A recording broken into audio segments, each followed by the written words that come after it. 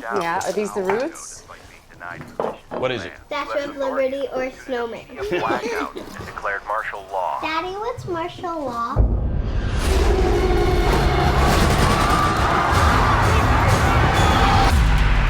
On a unique show like World War Z, it's fast-paced, it's changing all the time. We've got to be strong enough to be able to adapt to that and be able to give the studio, you know, what they require and what the creatives require at all times through the project. And I think we've been really successful in doing that. I'm scared. How do we know they're coming? They're coming. Ready? We've lost the East Coast. Moscow is still dark. Life as we know it will come to an end in 90 days. I think with our previous connection with Paramount Studios, working on Transformers and Men in Black, with Corey Turner, the stereo supervisor. I know Corey had been really pleased with working with Prime Focus in the past and the work we've done. I think he felt that World War Z was something that would really fit into the way we work creatively and the skills and the sculpting, particularly with Brad Pitt. There's going to be a lot of sort of focus on how he looks in stereo, and it's the first time I think Brad had done a stereoscopic film. And for Brad on this show, we've actually used geometry for a lot of his sort of mid and close-up shots. So we're very accurate on the ways we've sculpted, and that gives us consistency as well. If I could get into Russia, where would I start? Russia's a black hole. I need answers.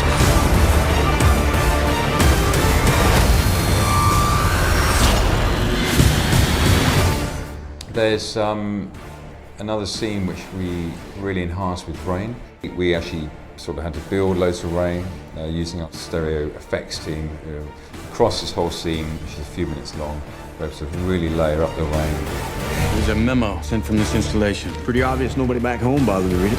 So some of the shots actually had some little bits of particulate floating around. In those shots we emphasised it, laid it up, and added more into negative space. And there's some really nice wide shots which we really pushed the look of. And it just gave it quite a little stylised little sections of the scene, that, you know, feelings of that scene. If we knew where this thing started, then maybe we could kill it. Most importantly, you've got a lot more control over it creatively. You know, we're really able to do what we want with the images in terms of how much stereo we want, and being able to really work with the sort of sculpting and the environment. You know, that's something more and more filmmakers are wanting to be able to control. You know, the zombies are sort of frighteningly leaping out at you. Again, in 3D, it just adds so much more to that tension. You really feel part of that scene. You know, 3D is an immersive experience, so it's following the arc of the story. So we're able to offer the filmmakers the flexibility to make the films that they want to make.